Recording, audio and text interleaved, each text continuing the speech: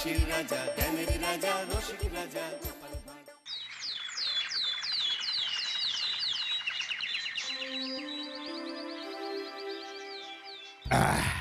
তাহলে মন্ত্রী সব কাজ ঠিকঠাক ভাবে করে এসেছো, তাই তো? আগে মহারাজ, আমি কোন কাজটা ঠিকঠাক করে করি না আপনি বলুন।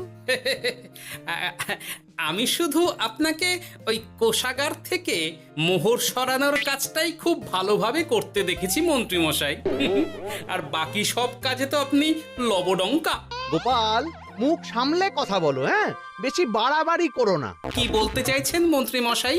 বাড়াবাড়ি করলে মারামারি হয়ে যাবে? আচ্ছা, হয়েছে হয়েছে, অনেক হয়েছে, সকলে এইবারে থামো। ঝগড়াঝাটি বন্ধ হোক, এমনিতেই খুব গরম। বলছি কি, যা গরম পড়েছে এইখানে তো থাকাটাই দায় হয়ে যাচ্ছে। উফ, আর যে পেরে উঠছি না। মনে হয় আপাতত এখান থেকে কদিনের জন্য। মহারাজ, বাইরে রাজ্যের প্রজারা জড়ো হয়েছে, সকলে মিলে বিক্ষোভ করছে। একবার শিগগির আসুন মহারাজ, নইলে সাংঘাতিক কিছু একটা ঘটে যাবে। কি হলো? আবারও কোনো সমস্যা হলো নাকি?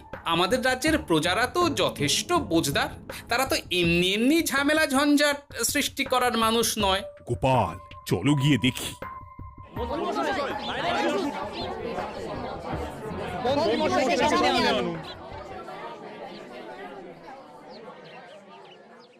কি ব্যাপার, তোমাদের কি সমস্যা হয়েছে?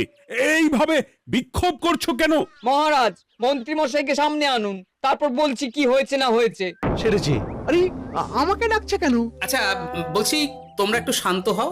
আমি বুঝতে পারছি তোমরা কিছু একটা কারণে খুবই অসন্তুষ্ট হয়েছো, তাই সেই জন্য বলছি আগে শান্ত হও, তারপর বলো মন্ত্রী মশাইকে কেন খুঁজছো, উনি কি করেছেন? গোপাল দাদা, তুমি তো জানোই রাজ্যে যা গরম পড়েছে, তার জন্য খাল বিল পুকুর নদী নালা একেবারে শুকিয়ে গেছে, চারিদিকে জলের হাহাকার। হ্যাঁ হ্যাঁ, সে তো জানি। গত সপ্তাহে এই সমস্যার কথা জানিয়ে মহারাজকে অনুরোধ করে গিয়েছিলাম যে রাজ্যের বাঁধটা যাতে খুলে দেওয়া হয়। কেন? আমি তো তোমাদের কথা রেখেছি। আমি তো দুদিন আগেই মন্ত্রীকে পর্যাপ্ত পরিমাণে মোহর দিয়ে বাঁধ খোলার কাজে পাঠিয়েছিলাম। কেন, উনি কি বাঁধ খোলেননি? সেইটা ওনাকেই জিজ্ঞাসা করুন। গত দুদিনে উনি তো বাঁধ খুলতে আসেনি, উপরন্তু আমরা ওনাকে ডাকতে গেলে উনি আমাদেরকে তাড়িয়ে দিয়েছেন। সে কি, এ তো ভারী অন্যায়। দুদিন ধরে অপেক্ষা করে আর না থাকতে পেরে আজকে আমরা এখানে এসেছি। এই অবস্থায় আমরা কি করব? যদি আমাদেরকে আমাদের রাজ্য সাহায্য না করে, তাহলে কোথায় যাব আমরা?